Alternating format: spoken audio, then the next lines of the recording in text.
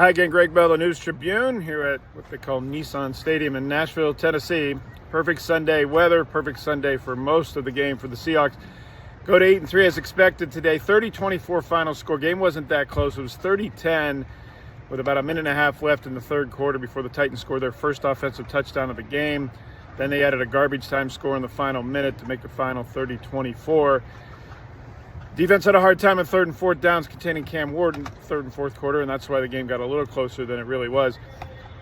Jaxon Smith-Njigba changed the game, obviously. 63-yard touchdown catch in the first half. Let's talk about that. It wasn't the number one receiver. Sam Darnold saw that they had put a safety on Smith-Njigba when Smith-Njigba went in motion. That JSN then changed his route. He was on the left side of the field, improvised to go across the field on a long diagonal to the right. All of that takes time. Smith-Njigba, that's a 40-yard, 50-yard run, plus the lateral across the field. Sam Darnold, after he threw that touchdown pass, went over to his lineman on the sideline, got up from his tablet and walked over to where the linemen were sitting. He tapped each one of them, thanking them for the time they gave him on that play to get the ball to Smith-Njigba, that long developing of a play. Now, once the ball's in the air, you saw Smith-Njigba slow down, keep the defensive back on his back, and then speed up again when the ball arrived. And we asked him after the game about that, and he said he does that drill with Frisman Jackson, the wide receiver coach, all the time. And that they work on the fundamentals of keeping your own body space when you extend the hand. And when you extend the arm, often that could get into a pass interference call. I asked him, how do you keep that from being OPI?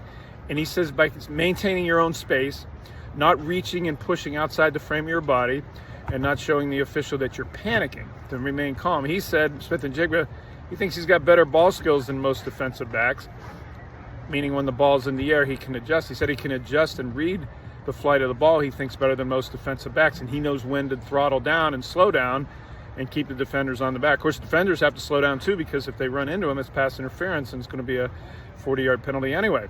That's the box Smith-Njigba was putting defensive backs in with his body control. I mean, that touchdown catch, the body control he had there. When I was growing up, Fred Biletnikoff of the Oakland Raiders in the 70s had body control like that.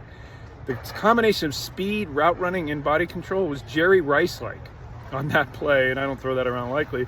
I covered him with the Oakland Raiders, a Hall of Famer. But that's where Smith-Njigba is right now. In fact, he remains on pace to break Calvin Johnson's NFL record for 1,964 yards receiving in a season. Today, he broke DK Metcalf's record for yards in a season. He said that was one of his goals, and it's a big deal to him because of Metcalf being his mentor when Smith-Njigba first got in the league 3 years ago. Smith-Njigba is just taking over games even when teams know the ball's coming to him, and that's really the biggest part of his excellence.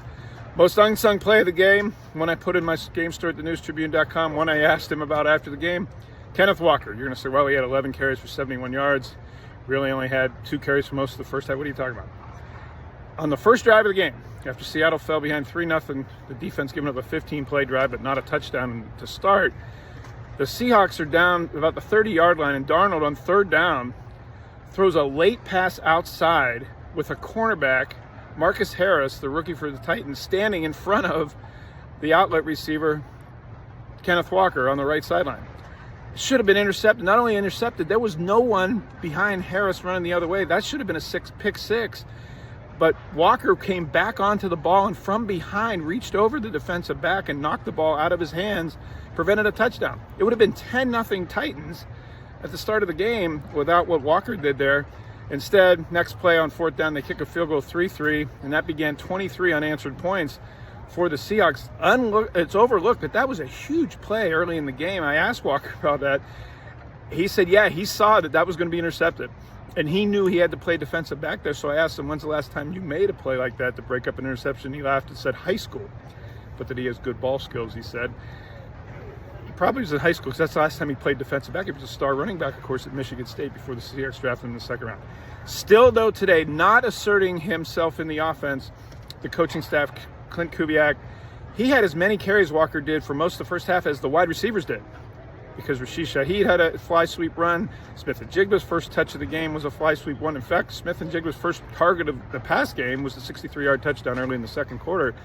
So they've yet to do what Mike McDonald promised at the beginning of last week, which is let's make Kenneth Walker our number one back. In fact, it was Zach Charbonnet who finished the drive that Walker started in the third quarter, with Walker at a 23-yard catch and run. He had a 19-yard run, and then he came out of the game in the red zone, and Zach Charbonnet came in and got his team-leading 7th touchdown run of 5 yards on a bounce out.